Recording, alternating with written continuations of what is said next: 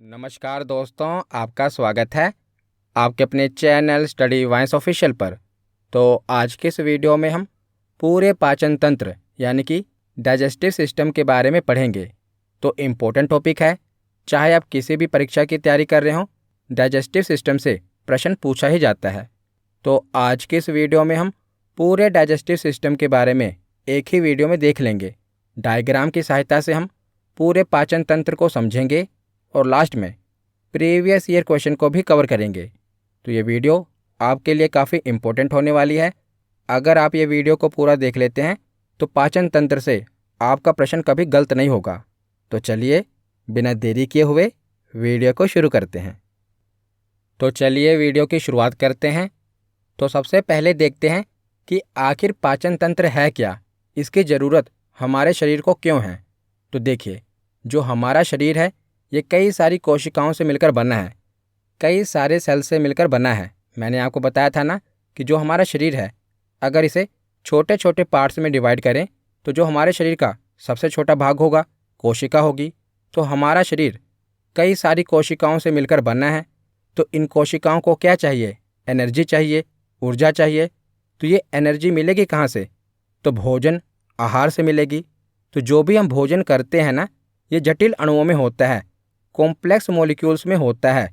लेकिन जो सेल हैं, कोशिकाएं हैं, इनको जो एनर्जी मिलती है ये स्मॉल मॉलिक्यूल से मिलती है, यानी कि सरल अणुओं से मिलती है। तो इसीलिए जो पाचन तंत्र है ये क्या करता है, जो हम भोजन लेते हैं, भोजन के जटिल अणुओं को सरल अणुओं में परिवर्तित करता है।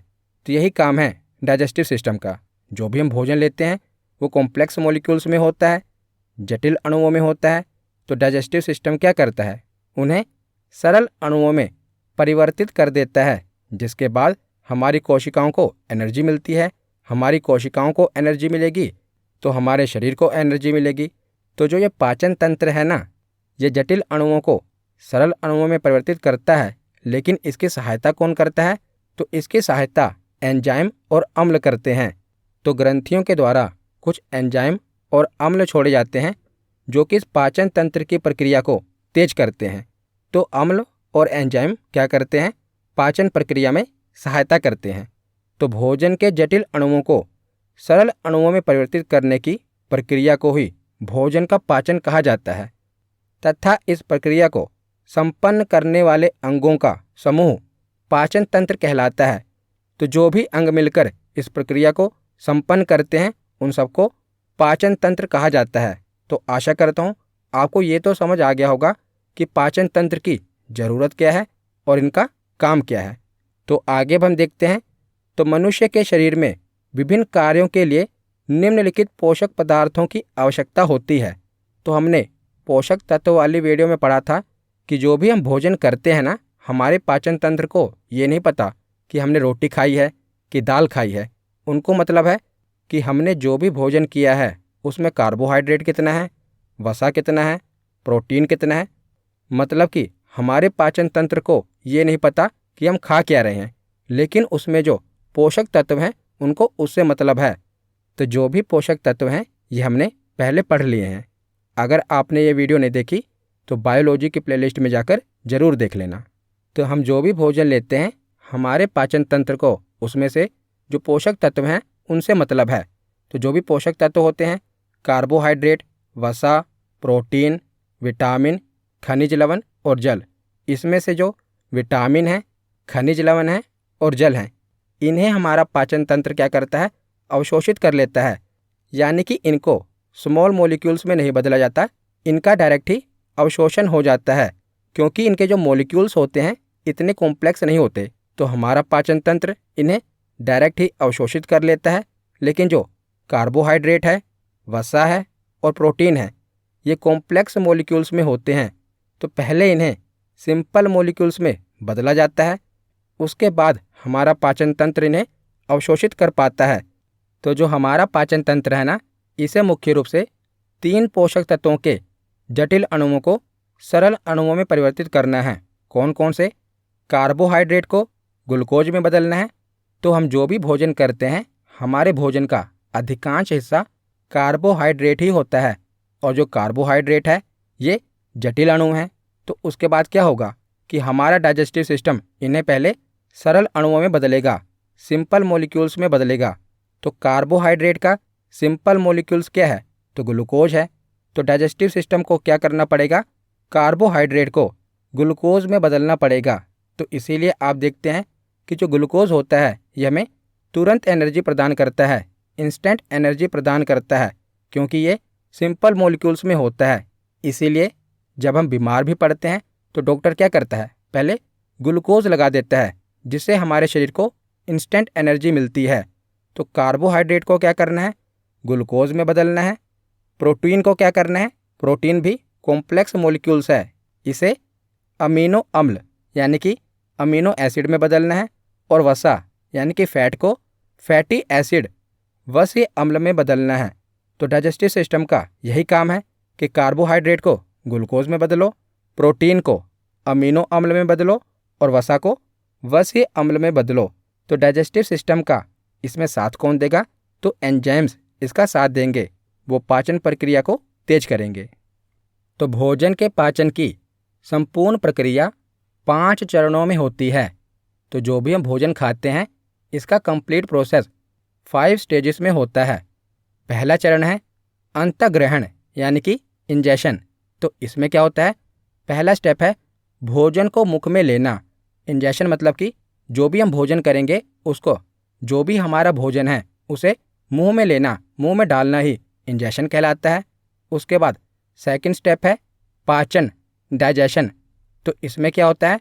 भोजन को छोटे छोटे कणों में तोड़कर पाचन करना, क्योंकि जो भी हम भोजन करेंगे ये कॉम्प्लेक्स मॉलिक्यूल्स में होगा। डाइजेस्टिव सिस्टम इसे क्या करेगा? स्मॉल मॉलिक्यूल्स में तोड़ देगा। तो दूसरा स्टेप है पाचन। तीसरा स्टेप है अवशोषण। तो जो भी भोजन है हमने भोजन किया है, अब हमारा शरीर उसकी जो एनर्जी है अवशोषित करेगा ना। तो जो भी हमने भोजन किया है उसको अब हमारा शरीर क्या करेगा? अवशोषित करेगा, अब्जॉर्ब करेगा। तो पचे हुए भोजन का रक्त में पहुंचना ऊर्जा के रूप में, यानी कि उसको अवशोषण करना, ये तीसरा स्टेप है। चौथा स्टेप है स्वांगीकरण, असिमिलेशन। तो जो भी ऊर्जा अब अवशोषित हुई है उसका क्या होगा? हमारा शरीर उपयोग करेगा कार्य करने के लिए, तो उसे कहा जाएगा एसिमिलेशन। पांचवा स्टेप है मल परित्याग, यानी कि जो भी अपचा भोजन होगा वो क्या होगा? गुदा द्वार के द्वारा हमारा शरीर बाहर निकाल देगा। तो भोजन के पाचन की प्रक्रिया कितने चरणों में होती है? 5 चरणों में होती है। और यह भी पूछा गया है कि पहले कौन सा आएगा और बाद में कौन सा आएगा। तो इसका सीक्वेंस आपको याद रखना है। पहले अंतःग्रहण होगा, भोजन को हम मुंह में लेंगे। उसके बाद पाचन होगा, पाचन तंत्र भोजन को छोटे छोटे अणुओं में तोड़ेगा।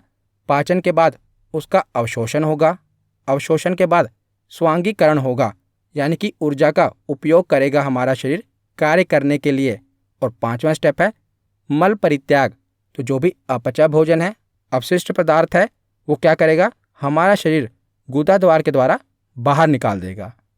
तो आगे अब हम देखते हैं कि मानव पाचन तंत्र के 2 भाग होते हैं।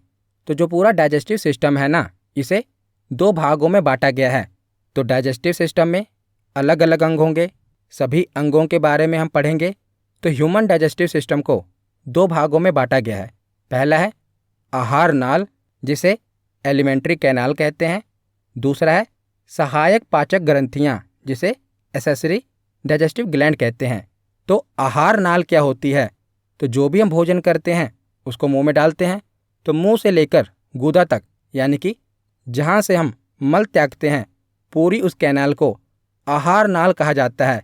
मुंह से लेकर गुदा द्वार तक जो पूरी की पूरी नाल है, इसकी लंबाई लगभग 9 मीटर होती है, यानी कि 32 फीट होती है।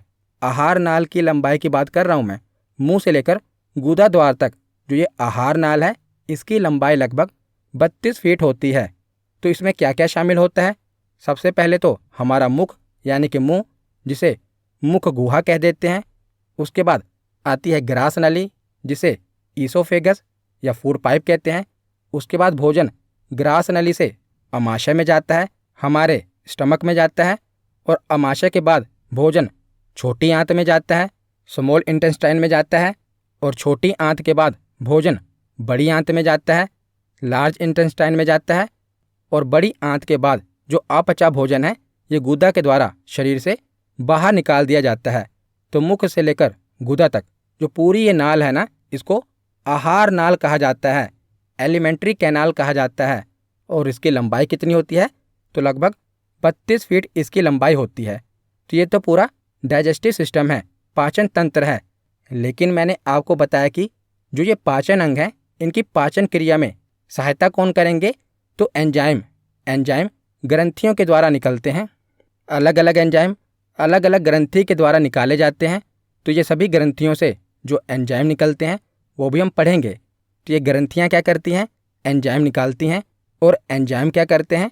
जो जटिल अणु है ना, उन्हें सरल अणुओं में परिवर्तित करते हैं। और इसमें ये सहायता करते हैं किसकी? तो जो ये पाचन अंग हैं इनकी सहायता करते हैं, ताकि पाचन की जो प्रक्रिया हो तेजी से हो।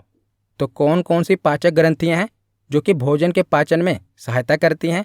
पहली है लार ग्रंथि, सलाइवरी ग्लैंड, ये हमारे मुंह में पाई जाती है। उसके बाद जठर ग्रंथि, ये हमारे अमाशय में पाई जाती है। तीसरा है यकृत यानी कि लीवर। चौथा है पित्ताशय, गाल ब्लैडर। पांचवा है अग्नाशय, पैनक्रियाज। और छठा है आंत्र ग्रंथि। तो ये सभी ग्रंथियां क्या करती हैं? एंजाइम्स निकालती हैं, एक प्रकार का रस निकालती हैं, जो कि पाचन अंगों को पाचन की प्रक्रिया को तेज करने में सहायता करती है। तो ये पाचक ग्रंथियां क्या करती हैं? पाचन क्रिया को तेज करती हैं। तो एक बार डायग्राम में देख लो। तो पहले हम जो भी भोजन करेंगे मुंह में डालेंगे, उसके बाद क्या होगा?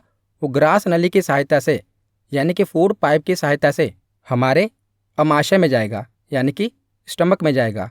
और अमाशय के बाद वो भोजन छोटी आंत में जाएगा। छोटी आंत के बाद वो भोजन बड़ी आंत में जाएगा। और बड़ी आंत के बाद जो अपचा भोजन है ये गुदा द्वार के द्वारा हमारे शरीर से बाहर निकल जाएगा। तो इस पूरी नाल को क्या कहा जाता है? आहार नाल कहा जाता है। तो आहार नाल के बाद एक बार हम जो सहायक ग्रंथियां हैं इन्हें भी डायग्राम में देख लेते हैं। तो सबसे पहली सहायक पाचक ग्रंथि है लार ग्रंथि, जो कि हमारे मुंह में पाई जाती है। उसके बाद है लीवर यानी कि यकृत।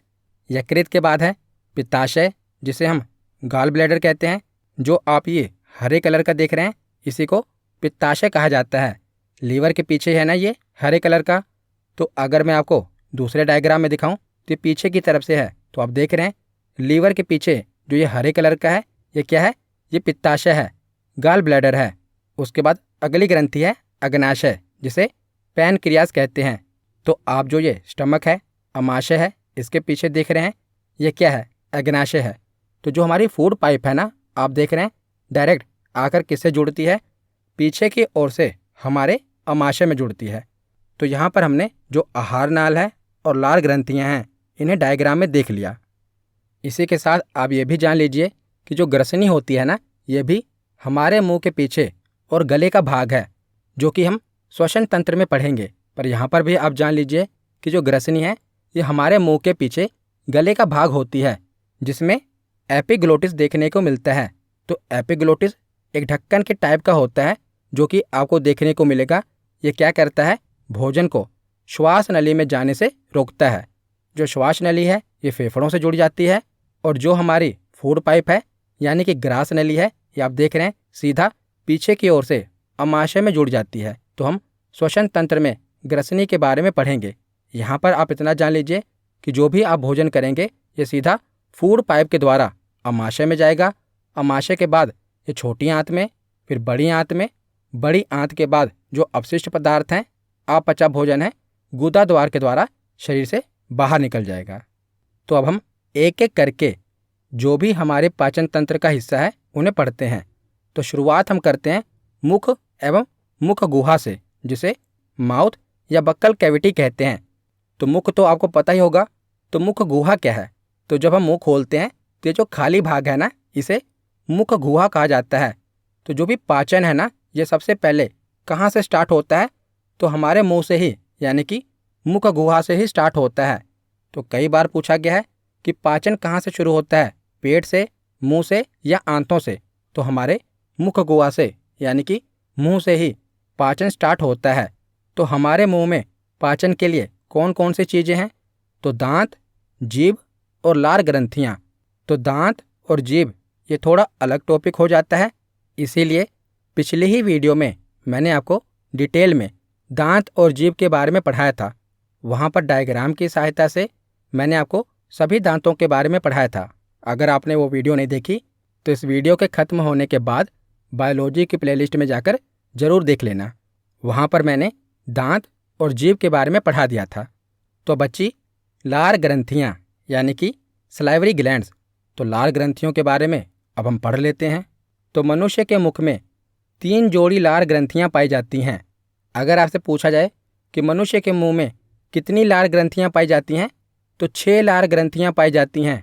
जोड़ी में पूछा जाए तो 3 जोड़ी, और वैसे कितनी लार ग्रंथियाँ हैं, तो 6 लार ग्रंथियाँ पाई जाती हैं, जो कि जीभ के नीचे तथा जीभ और गाल के किनारों पर पाई जाती हैं। जैसा कि आप इस डायग्राम में देख रहे हैं, 3 जोड़ी लार ग्रंथियाँ।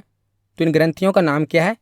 पहली लार ग्रंथि है पैरोटिड ग्रंथि, दूसरी है सबमैंडिबुलर ग्रंथि और तीसरी है सबलिंगुअल ग्रंथि। तीनों के नाम याद रखिएगा, पैरोटिड ग्रंथि, सबमैंडुलर ग्रंथि और सबलिंगुअल ग्रंथि। तो ये लार ग्रंथियाँ क्या करती हैं? तो जब हम भोजन खाते हैं तो भोजन क्या होता है? सबसे पहले हमारे दांत क्या करते हैं? भोजन को चबाते हैं, और जीभ क्या करती है? उस भोजन को लार से यानी कि सलाइवा से मिला देती है। तो ये जो लार निकलती है, निकलती कहाँ से है? तो ये लार इन्हीं लार ग्रंथियों से निकलती है। और जो पैरोटिड ग्लैंड है ना, ये हमारी सबसे बड़ी लार ग्रंथि होती है।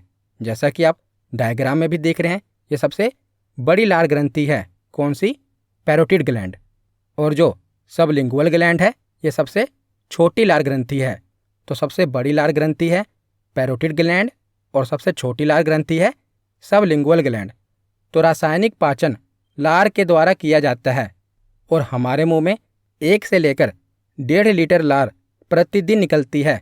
तो प्रतिदिन हमारे मुंह में कितनी लार बनती है? 1 से लेकर 1.5 लीटर लार प्रतिदिन हमारे मुंह में बनती है। तो इन लार ग्रंथियों से क्या होता है? तो एंजाइम निकलते हैं। मैंने आपको शुरुआत में बताया था कि ग्रंथियों से एंजाइम निकलते हैं।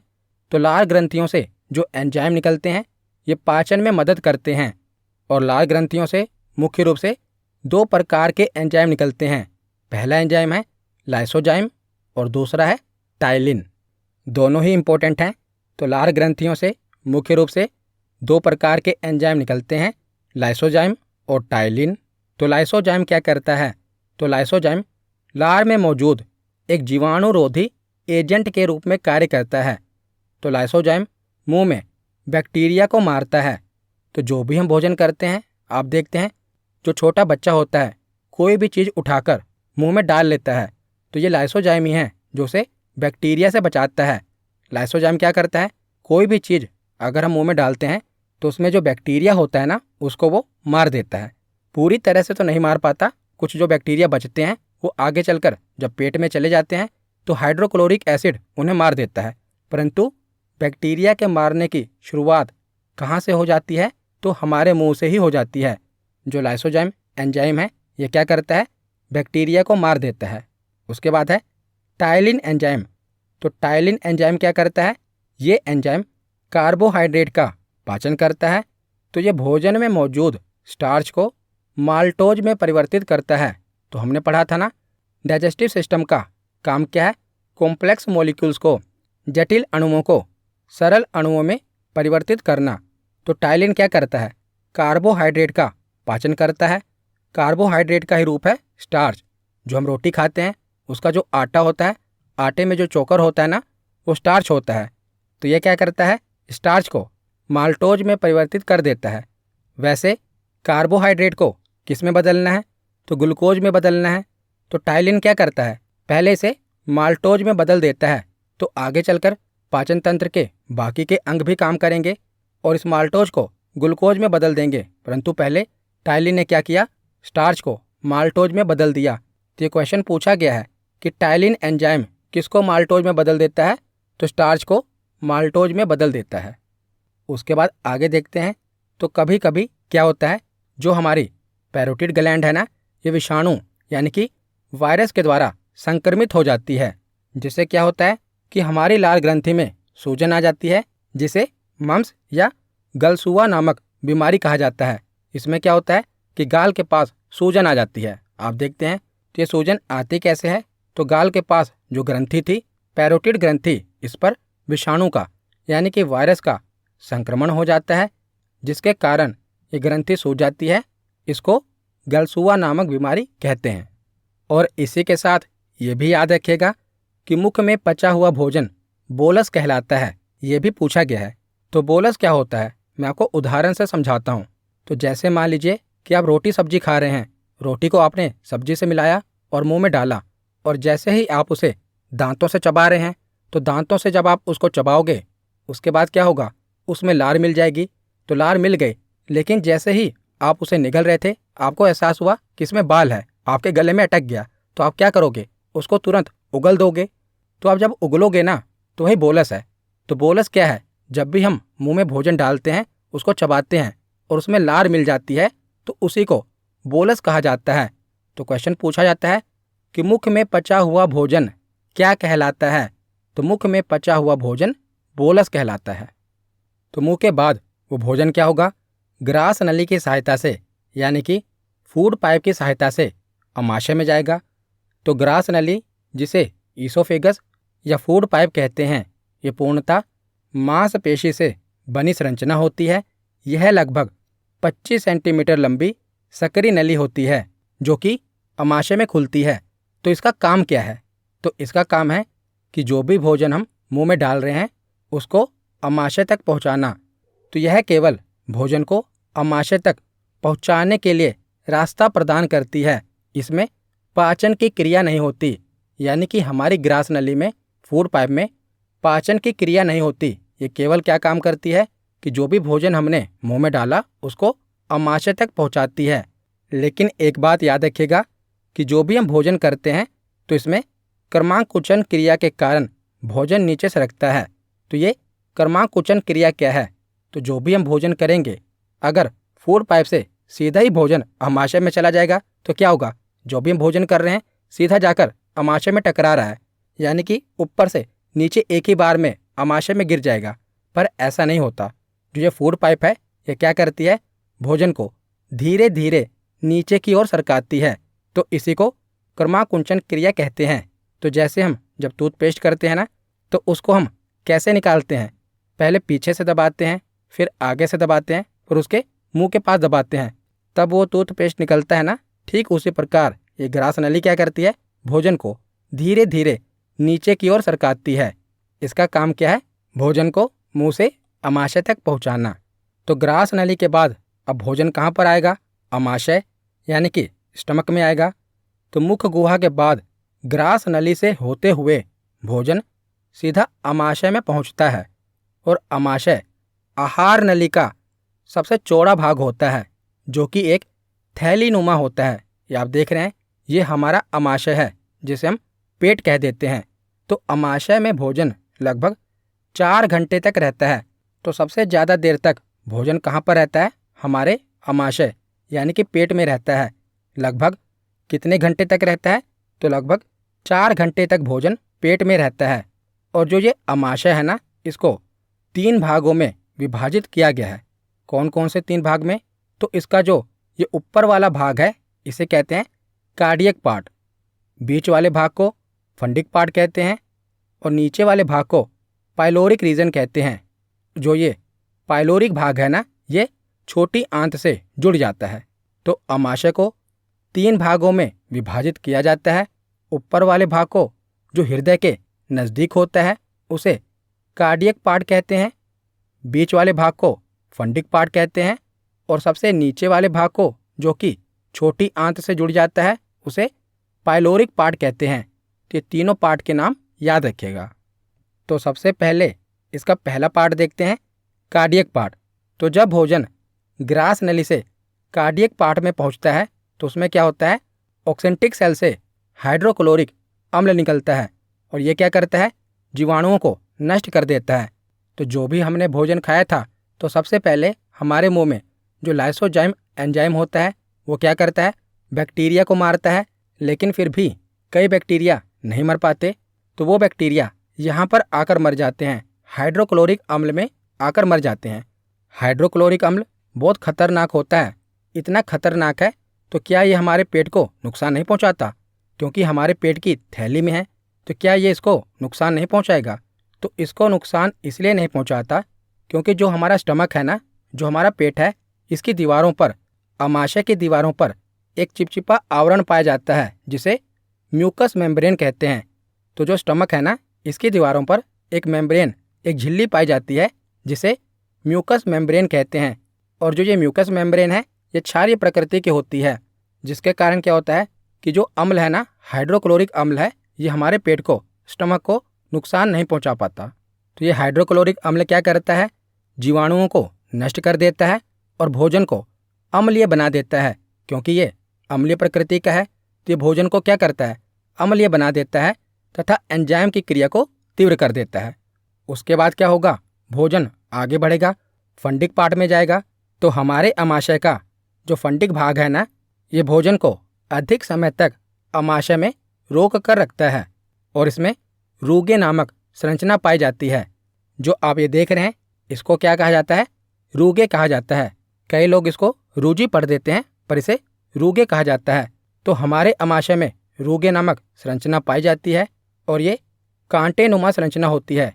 कई बार क्या होता है, जब आप खाली पेट होते हैं यानी कि भूखे होते हैं, तो यही जो रूगे है ना, आपके स्टमक में चुभने लगता है। जब आपको बहुत ज़ोर से भूख लगी होती है यानी कि आपने बहुत देर से खाना नहीं खाया होता, तो आपके पेट में चुभन होती है। तो वो चुभन किसके कारण होती है? तो इसी रूगे के कारण होती है। और ये रूगे क्या करता है? तो ये पेट की सतह का क्षेत्रफल बढ़ाता है। तो जब हम भोजन कर लेते हैं तो हमारा पेट फूल जाता है। ये पेट फूलता कैसे है? तो यही जो रूगे है ना, ये पेट के क्षेत्रफल को बढ़ाता है ताकि भोजन को अपने में समा ले। तो इसीलिए क्या करता है? एक्सपेंड करता है, पेट के क्षेत्रफल को बढ़ाता है ताकि भोजन को समायोजित किया जा सके। और ये भोजन को काफ़ी देर तक रोक कर रखता है।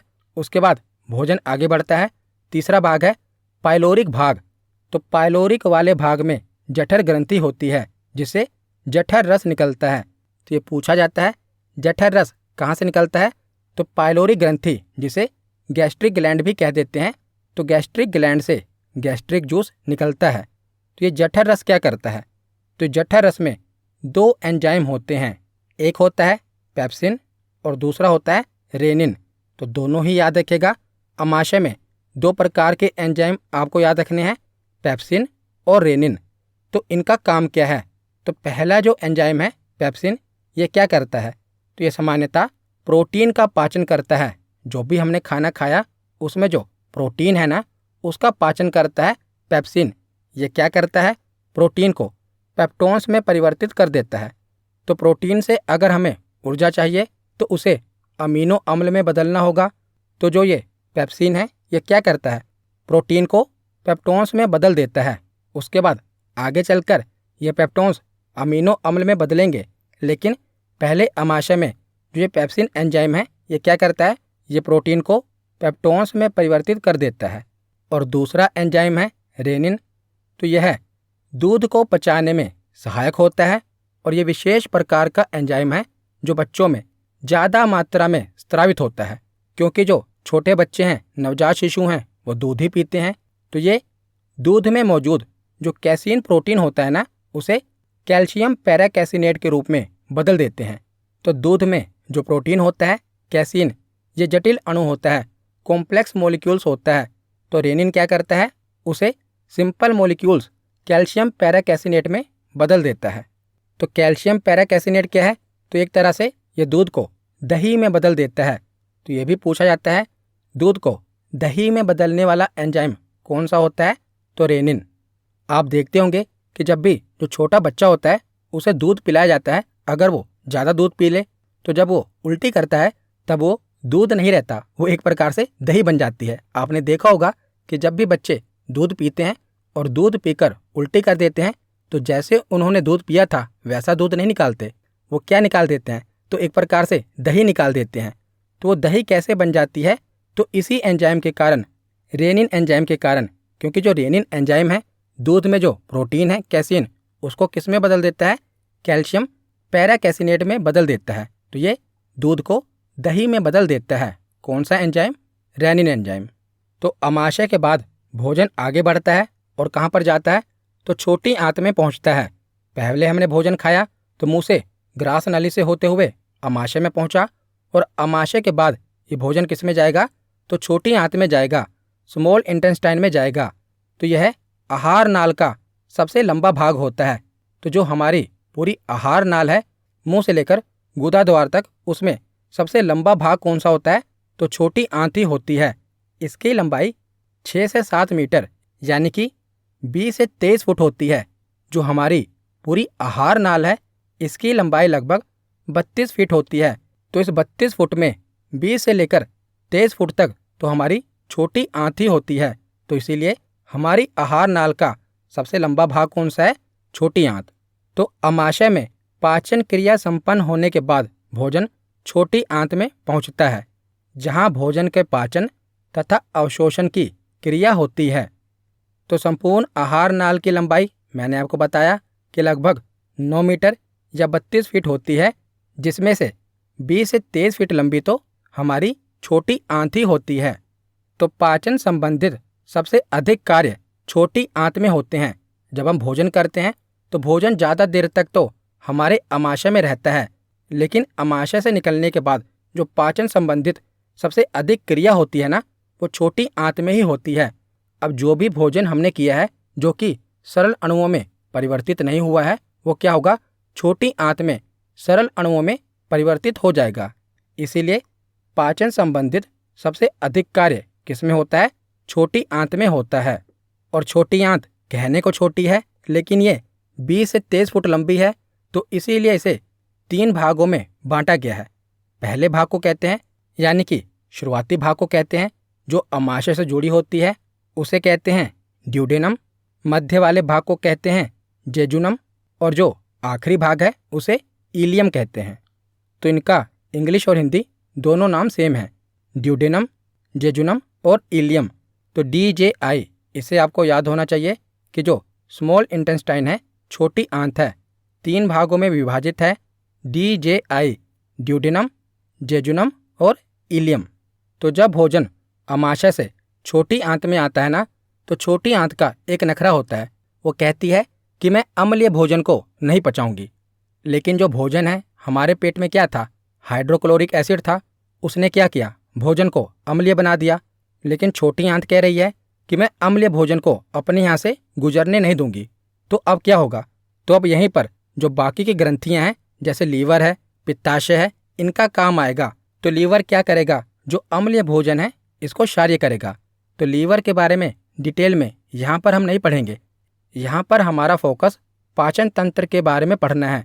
तो ग्रंथि वाले चैप्टर में हम लीवर के बारे में पढ़ लेंगे। वहाँ पर हम ग्रंथियों के बारे में पढ़ेंगे ना, तो इसको हम डिटेल में पढ़ेंगे। पर यहाँ पर हम इतना देख लेते हैं कि लीवर का काम क्या है पाचन तंत्र में।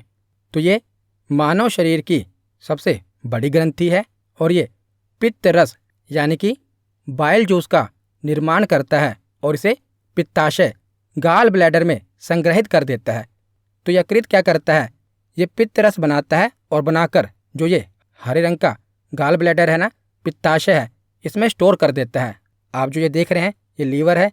लीवर के पीछे की ओर अगर मैं आपको दिखाऊं तो ये देखिए, लीवर के पीछे की ओर जो ये हरे कलर का है, ये क्या है? ये गाल ब्लैडर है। तो इसमें क्या होता है? लीवर क्या करता है? पित्त को बनाता है और पित्ताशय में स्टोर कर देता है। पित्ताशय यानी कि गाल ब्लैडर अपने आप से पित्त को नहीं बना पाता।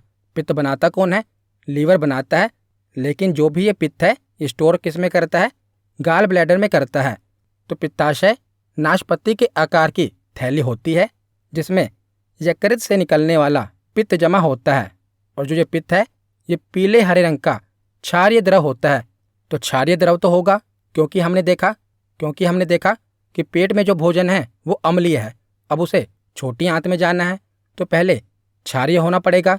तो इसीलिए यकृत क्या बनाता है? पित्त रस बनाता है, जो कि पीले हरे रंग का होता है, और ये क्षारीय द्रव होता है, जिसका औसतन pH मान 7.7 होता है, और ये भोजन के माध्यम को क्षारीय कर देता है।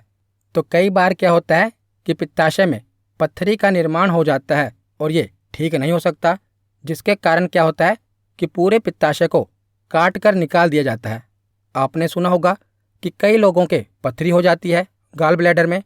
उसके बाद क्या होता है कि डॉक्टर इस पित्ताशय को यानी कि गॉल ब्लैडर को निकाल देते हैं, तो इससे व्यक्ति की मृत्यु नहीं होती, क्योंकि जो पित्त है वो बनाता कौन है, तो लीवर बनाता है। पित्ताशय का काम क्या था, उसको स्टोर करना। अब क्या होगा, जब पित्ताशय निकल जाएगा तो जो पित्त रस है, बाइल जूस है, ये यकृत से सीधा छोटी आंत में चला जाएगा। अब यहाँ पर जिसका पित्ताशय निकल गया, अब उसके पास गॉल ब्लैडर तो है नहीं जहाँ पर इस बाइल जूस को स्टोर किया जा सके, तो क्या होगा, अब सीधा ही बाइल जूस छोटी आंत में चला जाएगा। इसीलिए जो डॉक्टर होते हैं जिनका पित्ताशय निकल जाता है, उनको थोड़े थोड़े अंतराल में खाने के लिए कहते हैं। तो जो ये पित्त है ना, ये 2 प्रकार के पदार्थ से मिलकर बना होता है। जो हमने पढ़ा बाइल जूस जो कि लीवर बनाता है, ये 2 प्रकार के पदार्थ से मिलकर बना होता है। पहला है पित्त लवण यानी कि बाइल सोल्ट। यह सोडियम बाइकार्बोनेट के रूप में पाया जाता है, जो कि फैट को, वसा को तोड़ने का कार्य करता है। तो जो ये बाइल जूस है, पित्त रस है, ये 2 चीज़ों से मिलकर बना है, पित्त लवण और पित्त वर्णक यानी कि बाइल पिगामेंट। तो जो ये पित्त वर्णक है, इसका काम क्या है, तो ये पित्त को कलर प्रदान करती है, उसको रंग देती है। हमने पढ़ा था पित्त का रंग क्या है, पीले हरे रंग का होता है। तो पित्त वर्णक में 2 चीज़ें होती हैं, बिलीरुबिन और बिलीवर्डिन। तो बिलीरुबिन क्या करता है, पित्त को पीला रंग देता है, और बिलीवर्डिन पित्त को हरा रंग देता है, जिसके कारण क्या होता है कि जो पित्त होता है पीले हरे रंग का होता है। तो जो ये बिलीरुबिन है ना, इसका निर्माण शरीर के ऊतकों और खून में होता है। आमतौर पर जब किसी कारणों से लाल रक्त कोशिकाएं टूट जाती हैं, आरबीसी टूट जाती है, तो पीले रंग के बिलीरुबिन का निर्माण होता है, और बिलीरुबिन लीवर से फिल्टर होकर शरीर से बाहर निकलता है। लेकिन जब किसी कारणों से यह खून से लीवर में नहीं जाता, तो लीवर द्वारा ये फिल्टर नहीं होता और शरीर में इसकी मात्रा बढ़ जाती है, बिलीरुबिन की मात्रा बढ़ जाती है, जिसके कारण क्या होता है, पीलिया हो जाता है, क्योंकि बिलीरुबिन ही पीला रंग प्रदान करता है। तो जब ये फिल्टर नहीं हो पाता और हमारे शरीर में इसकी मात्रा बढ़ जाती है, तो क्या हो जाता है, पीलिया हो जाता है। तो हमने पढ़ा कि अमाशय से भोजन को छोटी आंत में जाना था, लेकिन उससे पहले उसका क्षारीय होना जरूरी था।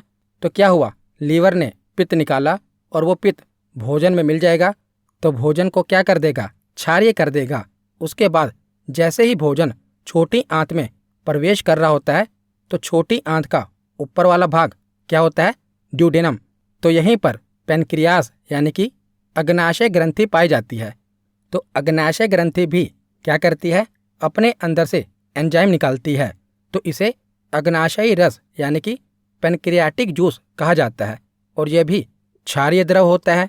इसका पीएच मान भी 7.8 से लेकर 8.3 तक होता है। तो जो अग्नाशय द्वारा एंजाइम निकलता है ना, ये तीनों प्रकार के जो मुख्य भोज्य पदार्थ हैं, कार्बोहाइड्रेट, वसा और प्रोटीन, तीनों को पचाने के लिए इसमें से एंजाइम निकलते हैं, इसीलिए इसे पूर्ण पाचक रस कहा जाता है। तो अग्नाशय में से जो रस निकलता है, जो एंजाइम निकलता है, उसे पूर्ण पाचक रस कहा जाता है। पूर्ण पाचक रस क्यों कहा जाता है, क्योंकि ये कार्बोहाइड्रेट, वसा और प्रोटीन तीनों को पचाने में सहायक होता है, इसीलिए इसे पूर्ण पाचक रस कहा जाता है। तो अग्न्याशय से यानी कि पैनक्रिया से 3 प्रकार के एंजाइम निकलते हैं, लाइपेज, एमाइलेज और ट्रिप्सिन। शॉर्ट में हम इन्हें याद करते हैं लैट, LAT। एल से लाइपेज, ए से एमाइलेज और टी से ट्रिप्सिन। तो ये तीनों ही एंजाइम पैनक्रिया से निकलते हैं। तो लाइपेज क्या करता है, प्रोटीन को पचाने में सहायक होता है। हमने पढ़ा था कि अमाशय में पेप्सिन एंजाइम पाया जाता है, जिसने प्रोटीन को पेप्टोन में बदल दिया था। अब उसके बाद क्या होगा, वही पेप्टोन के ये पॉलीपेप्टाइड में बदल देगा, यानी कि और सिंपल कर देगा। तो लाइपेज क्या करता है, प्रोटीन का पाचन करता है। उसके बाद है एमाइलेज। एमाइलेज क्या करता है, स्टार्च यानी कि कार्बोहाइड्रेट का पाचन करता है और उसे शर्करा में बदल देता है। तीसरा है ट्रिप्सिन। ट्रिप्सिन क्या करता है, ये फैट का पाचन करता है। तो ये वसा को वसीय अम्ल यानी कि फैटी एसिड में बदल देता है। तो पैनक्रियाज द्वारा जो ये एंजाइम निकलते हैं, ये प्रोटीन, कार्बोहाइड्रेट और वसा तीनों का पाचन करते हैं, इसीलिए इसे पूर्ण पाचक रस कहा जाता है। तो उसके बाद क्या होता है, तो हम छोटी आंत के बारे में पढ़ रहे थे ना, कि छोटी आंत में भोजन आने से पहले इसमें अलग अलग ग्रंथियों के द्वारा एंजाइम छोड़े जाते हैं और अम्लीय भोजन को क्षारीय में बदल दिया जाता है।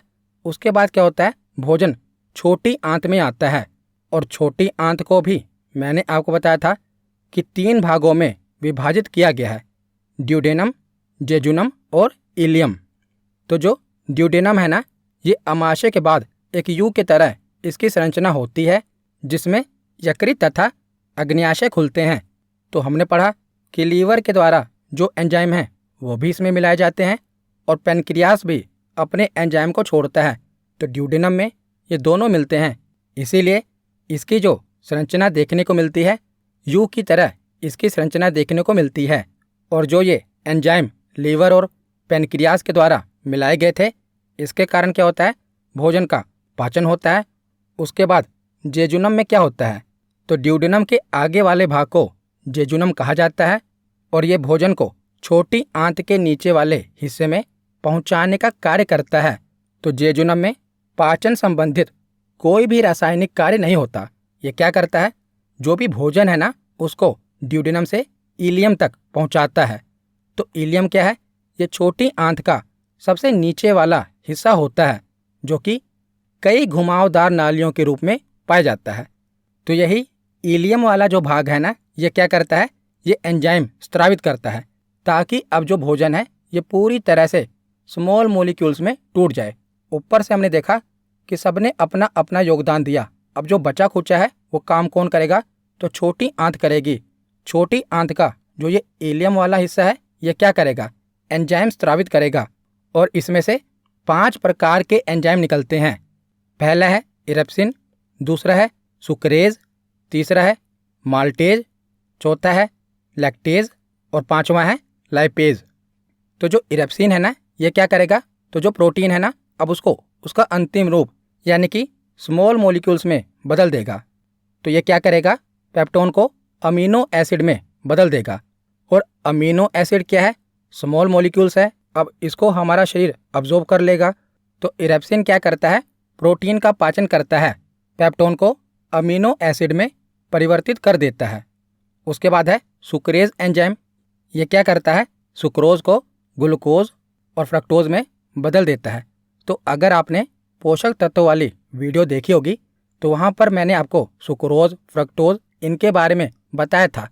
ये कार्बोहाइड्रेट के ही रूप होते हैं, वहाँ पर मैंने आपको समझाया था। तो सुक्रेज एंजाइम क्या करता है, सुक्रोज का पाचन करता है, ये सुक्रोज को ग्लूकोज और फ्रक्टोज में बदल देता है। उसके बाद है माल्टेज एंजाइम। ये माल्टोज का पाचन करता है और माल्टोज को ग्लूकोज में बदल देता है। उसके बाद है लैक्टेज एंजाइम। ये लैक्टोज का पाचन करता है, लैक्टोज को ग्लूकोज और लैक्टोज में बदल देता है। उसके बाद है लाइपेज एंजाइम। ये क्या करता है, ये वसा का पाचन करता है, ये वसा को वसीय अम्ल यानी कि फैट को फैटी एसिड में बदल देता है। तो इरप्सिन प्रोटीन का पाचन करता है, सुक्रेज सुक्रोज का, माल्टेज माल्टोज का, लैक्टेज लैक्टोज का। ये तीनों तो आसान है। जो लाइपेज है, ये याद रखना, ये वसा का पाचन करता है, लाइपेज फैट का पाचन करता है, ये फैट को फैटी एसिड में बदल देता है। तो अब जो भोज्य पदार्थों का पाचन हुआ है, इसको हमारा शरीर अवशोषित करेगा ना, अब्जॉर्ब करेगा, तभी तो उसको ऊर्जा मिलेगी। तो छोटी आंत में भोजन का पाचन संपन्न होने के बाद बचे हुए भोज्य पदार्थों को अवशोषित करने का कार्य छोटी आंत में ही मौजूद विली, जिसे विलाई भी कह देते हैं, विली के द्वारा होता है। तो आप ये छोटी आंत के अंदर अंगुलीनुमा संरचना देख रहे हैं, इसे विली कहा जाता है। तो ये क्या करता है, भोज्य पदार्थों को अवशोषित करने का कार्य करता है। तो विली के कारण छोटी आंत का पृष्ठ क्षेत्रफल में वृद्धि होती है, इसका सरफेस एरिया बढ़ जाता है, जिससे अवशोषण का कार्य आसानी से किया जाता है। तो जितना भी भोज्य पदार्थों के डाइजेशन का प्रोसेस हुआ ना, उसको इसने क्या किया, अवशोषित कर लिया पानी का अवशोषण आगे हम पढ़ेंगे बड़ी आंत में होगा, लेकिन जो भोज्य पदार्थ थे, कार्बोहाइड्रेट, वसा, प्रोटीन, इनका जो डाइजेशन हुआ, तो डाइजेशन के बाद अब्जॉर्ब किसने कर लिया? छोटी आंत ने कर लिया। उसके बाद आगे अब हम बड़ी आंत के बारे में पढ़ते हैं। तो बड़ी आंत में भोजन के पाचन संबंधित कोई भी कार्य नहीं होता, क्योंकि इसमें किसी भी प्रकार के एंजाइम का निर्माण नहीं होता। इसमें केवल जल का अवशोषण होता है। तो बड़ी आंत में जल का अवशोषण होता है, इसमें भोजन के पाचन से संबंधित कोई कार्य नहीं होता। तो बड़ी आंत को भी 3 भागों में बांटा गया है, सीकम, कोलोन और रेक्टम। तो छोटी आंत के बाद भोजन सीकम में प्रवेश करता है। तो छोटी आंत के बाद भोजन बड़ी आंत में जाता है ना। तो जहाँ पर छोटी आंत बड़ी आंत से जुड़ती है, उस वाले भाग को सीकम कहा जाता है। और सीकम पेट में दाहिने ओर होता है और इसके नीचे अपेंडिक्स पाया जाता है। जो आप ये छोटी सी संरचना देख रहे हैं, ये सीकम वाले भाग में पाई जाती है, इसे अपेंडिक्स कहा जाता है। अब ये अवशेषी अंग है, यानी कि हमारे किसी काम का नहीं है। पहले शुरुआत में ये हमारे काम का होता था, पर अब ये अवशेषी अंग बन गया है। तो अपेंडिक्स हमारे शरीर में एक अवशेषी अंग है। जब कभी भोजन अपेंडिक्स में फंस जाता है तो उसे ऑपरेशन करके अपेंडिक्स को काट दिया जाता है, काट के बाहर निकाल दिया जाता है, क्योंकि अब इसका हमारे शरीर में कोई काम नहीं है। धीरे धीरे क्या होगा कि आगे चलकर ये जो अपेंडिक्स की संरचना है ना, ये खत्म हो जाएगी। और सीकम के बाद कोलोन प्रारंभ होता है, जिसमें जल का अवशोषण होता है। और बड़ी आंत के कोलोन वाले क्षेत्र में कुछ सहजीवी बैक्टीरिया पाए जाते हैं, जिसके द्वारा विटामिन B3, B6, B12 और विटामिन के का निर्माण हमारी बड़ी आंत में होता है। तो विटामिन B3 का, B6 का, B12 और के का निर्माण हमारी बड़ी आंत के कोलोन वाले भाग में होता है। उसके बाद क्या होता है कि ये जो रेक्टम वाला क्षेत्र है, जिसे मल द्वार कहा जाता है, यहाँ पर अपचा हुआ भोजन आकर इकट्ठा हो जाता है। और जैसे जैसे यहाँ पर ज़्यादा अपचा भोजन इकट्ठा होता जाता है, उसके बाद क्या होता है कि ये गुदा के द्वारा, एनएस के द्वारा शरीर से बाहर निकाल दिया जाता है। तो जो अपचा भोजन है, अपशिष्ट पदार्थ है, ये गुदा के द्वारा शरीर से बाहर निकाल दिया जाता है। तो हमने पूरा डाइजेस्टिव सिस्टम पढ़ लिया। इसके साथ आपको ये भी पता होना चाहिए कि जो भोजन है ना, इसके 3 रूप होते हैं। पहला है बोलस। तो मैंने आपको बताया था कि जो बोलस है, जब हम खाना खाते हैं, दांतों से चबाते हैं, उसके बाद उसमें लार मिला देते हैं ना, तो उसे बोलस कहा जाता है। यानी कि मुंह में पचे हुए भोजन को बोलस कहा जाता है। उसके बाद ये बोलस हमारे पेट में जाता है, और पेट में जब ये जाता है तो इसमें हाइड्रोक्लोरिक एसिड मिल जाता है, एंजाइम मिल जाता है। उसके बाद इसे कायम कहते हैं।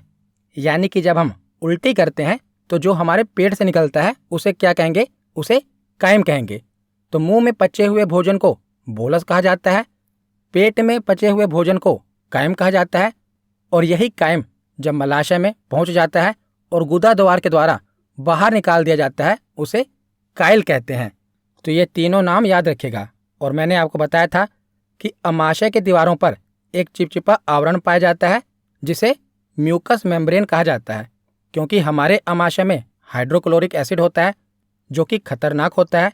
तो हमारा अमाशय इसे बचता कैसे है? क्योंकि हमारे अमाशय की स्टमक की दीवारों पर म्यूकस मेम्ब्रेन पाई जाती है।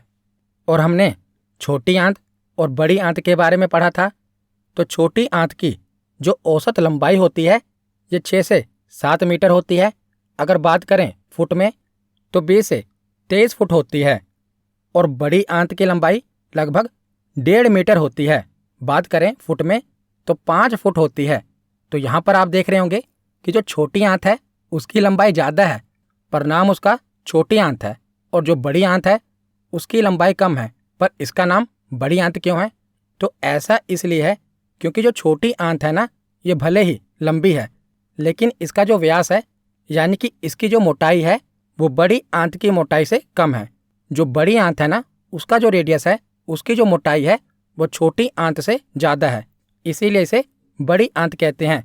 तो लंबाई के आधार पर नहीं, इसकी मोटाई के आधार पर इसे छोटी आंत और बड़ी आंत का नाम दिया गया है, तो छोटी आंत की औसत लंबाई 20 से 23 फुट होती है और बड़ी आंत की औसत लंबाई लगभग 5 फुट होती है। तो यहाँ पर हमारा थ्योरी सेक्शन कंप्लीट होता है। अब हम प्रीवियस ईयर क्वेश्चन देखते हैं। पहला प्रश्न है कि मानव पाचन तंत्र में कौन पित्त स्रावित करता है, यानी कि बाइल जूस किसके द्वारा स्रावित होता है, अग्न्याशय के द्वारा, अमाशय के द्वारा, यकृत या छोटी आंत के द्वारा। तो इसका सही जवाब है बाइल जूस किसके द्वारा निकाला जाता है, यकृत के द्वारा, और पित्ताशय में यानी कि गाल ब्लैडर में स्टोर होता है। तो इसका सही जवाब है ऑप्शन सी। अगला प्रश्न है कि भोजन का पाचन शुरू होता है, तो भोजन का पाचन कहाँ से शुरू हो जाता है, तो भोजन का पाचन मुंह से ही शुरू हो जाता है, यानी कि मुख से ही शुरू हो जाता है। जब दांतों द्वारा इसको चबाया जाता है और इसमें लार मिल जाती है ना, तो मुख में ही भोजन का पाचन शुरू हो जाता है। तो इसका सही जवाब है ऑप्शन डी। अगला प्रश्न है कि लार डैश के पाचन में मदद करती है, तो लार बताइए स्टार्च, फाइबर, प्रोटीन या वसा किसके पाचन में मदद करती है, तो लार स्टार्च के पाचन में मदद करती है। तो इसका सही जवाब है ऑप्शन ए। अगला प्रश्न है कि निम्नलिखित में से कौन सा समूह मानव पाचन तंत्र के अंगों का वह संयोजन है जो किसी भी पाचन क्रिया को पूरा नहीं करता। तो आपको ये बताना है कि निम्नलिखित पाचन तंत्र के अंगों में से कौन से अंगों का समूह है जो पाचन क्रिया नहीं करते। तो इसका सही जवाब होगा ऑप्शन ए। ग्रास नली में पाचन की प्रक्रिया नहीं होती, बड़ी आंत में भी भोज्य पदार्थों के पाचन की प्रक्रिया नहीं होती, यहाँ जल का अवशोषण होता है और मलाशय में तो पाचन की प्रक्रिया होती नहीं। तो इसका सही जवाब है ऑप्शन ए। अगला प्रश्न है कि मनुष्य के पाचन तंत्र में उत्सर्जित अम्ल कौन सा होता है, तो बताइए मनुष्य के पाचन तंत्र में कौन सा अम्ल पाया जाता है। तो इसका सही जवाब है हाइड्रोक्लोरिक अम्ल। तो इसका सही जवाब है ऑप्शन डी। अगला प्रश्न है कि मुख में स्टार्च का शर्करा में पाचन किसके द्वारा होता है, तो मुंह में स्टार्च का शर्करा में पाचन होता है टाइलिन के द्वारा। इसका सही जवाब है ऑप्शन बी। अगला प्रश्न है कि दुग्ध प्रोटीन को पचाने वाला एंजाइम है, तो दूध को पचाने वाला कौन सा एंजाइम है, तो इसका सही जवाब है रेनिन एंजाइम, ऑप्शन सी। अगला प्रश्न है कि पाचन क्रिया में प्रोटीन निम्न में से किस पदार्थ में बदल जाते हैं, तो बताइए जब पाचन की प्रक्रिया होती है तो प्रोटीन को किस में बदला जाता है, अमीनो अम्ल। तो इसका सही जवाब है ऑप्शन सी। अगला प्रश्न है कि निम्नलिखित कथनों में से कौन सा सही है, ये आपको बताना है। पहला कथन है कि पचने वाले भोजन का अवशोषण बड़ी आंत में होता है। दूसरा कथन है कि बड़ी आंत छोटी आंत की तुलना में चौड़ी और छोटी होती है। तो इसका सही जवाब होगा कि केवल दूसरा कथन सही है कि पचने वाले भोजन का अवशोषण बड़ी आंत में नहीं छोटी आंत में होता है, लेकिन जो बड़ी आंत है ये छोटी आंत की तुलना में चौड़ी है और छोटी है। तो इसका सही जवाब है ऑप्शन सी, केवल दूसरा कथन सही है। अगला प्रश्न है कि मानव पाचन तंत्र में निम्न में से कौन सा पाचक एंजाइम नहीं है, तो आपको बताना है कि कौन सा पाचक एंजाइम नहीं है, ट्रिप्सिन, पेप्सिन, टाइलिन या गैस्ट्रिन। तो इसका सही जवाब क्या होगा, गैस्ट्रिन। गैस्ट्रिन कोई पाचक एंजाइम नहीं है। तो इसका सही जवाब है ऑप्शन डी। अगला प्रश्न है कि वसा का पाचन करने वाला एंजाइम लाइपेज निम्न में से किसके द्वारा निकलता है, तो लाइपेज जो वसा का पाचन करता है ये किसके द्वारा यानी कि कौन सी ग्रंथि के द्वारा निकलता है, तो इसका सही जवाब है अग्न्याशय यानी कि पैनक्रियाज के द्वारा लाइपेज एंजाइम निकलता है। तो इसका सही जवाब है ऑप्शन डी। अगला प्रश्न है कि ग्रास नली से भोजन सर्वप्रथम अमाशय के किस भाग में पहुंचता है, तो फूड पाइप से जो भोजन है ये अमाशय के किस भाग में पहुंचता है, तो सबसे पहले ये अमाशय के कार्डियक भाग में पहुंचता है। तो इसका सही जवाब है ऑप्शन बी। तो आज का आखिरी प्रश्न है कि अमाशय में जो भोजन रहता है उसे क्या कहते हैं, स्टमक फूड कहते हैं, डाइजेस्ट फूड कहते हैं, काइम कहते हैं या बोलस कहते हैं। तो मुंह में पचे हुए भोजन को बोलस कहते हैं और पेट में पचे हुए भोजन को काइम कहते हैं। तो इसका सही जवाब है ऑप्शन सी। तो आज की ये वीडियो यहीं पर ख़त्म होती है। कैसी लगी ये वीडियो कमेंट सेक्शन में ज़रूर बताना। धन्यवाद।